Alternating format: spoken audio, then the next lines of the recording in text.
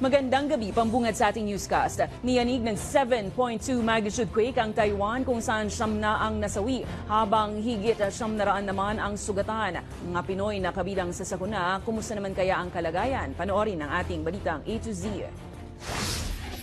Diyos ko, Lord! Sigo po, Panginoon!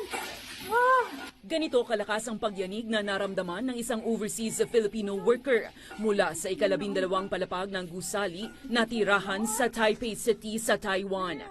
Mag-aalas 8 ng umaga nitong April 3 nang tumama sa kalapit na Hualien City ang magnitude 7.2 na lindol. Pinakamalakas sa Taiwan sa huling 25 taon. Sa mga video na ipinost sa social media, kita ang pagguho ng lupa mula sa bundok, ang pag-alog ng mga sasakyan at pagtagilid ng mga gusali. Ang mga rescuers, doble kayod agad para mailigtas ang ilang natrap na biktima.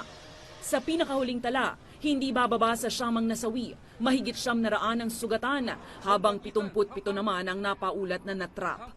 Sa lakas ng pagyanig, kinailangang magtaas ng tsunami warning sa rehiyon, kabilang na sa ilang lugar sa Japan at sa North Luzon sa Pilipinas, pero kalaunan inalis rin ito. Ilang bansa naman ang agad nagpahayag ng kahandaang magpadala ng suporta sa Taiwan kasunod ng lindol. Habang ang Pangulong Marcos tiniyak ang kaligtasan ng tinatayang 160,000 Filipinos na naninirahan doon.